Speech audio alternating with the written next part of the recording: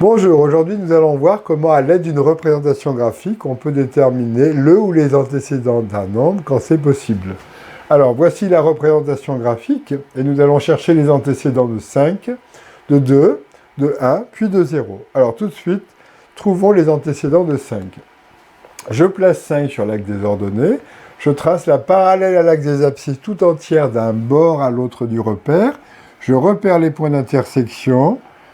Leurs abscisses sont les antécédents du nombre. Alors, voyez, 0 et 4 seront les antécédents de 5. Donc, les antécédents de 5 sont 0 et 4. Pour valider notre réponse, on regarde si les points de coordonnées 0, 5 et 4, 5 sont situés sur la courbe.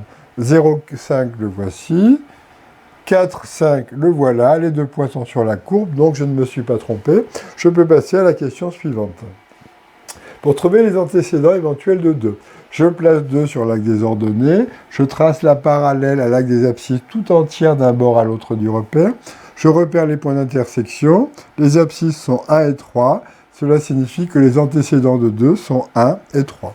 Pour valider ma réponse, je vérifie que le point de coordonnées 1, 2 et le point de coordonnées 3, 2 sont situés sur la courbe.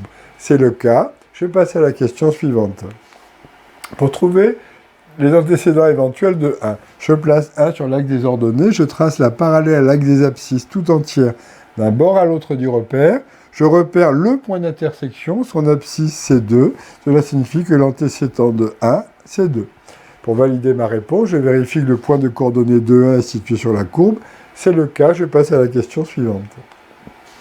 Pour trouver les antécédents éventuels de 0, je mets 0 sur l'axe des ordonnées, je trace la parallèle à l'axe des abscisses tout entière d'un bord à l'autre du repère, c'est l'axe des abscisses.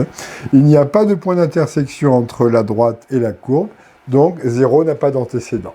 Voilà, c'est terminé.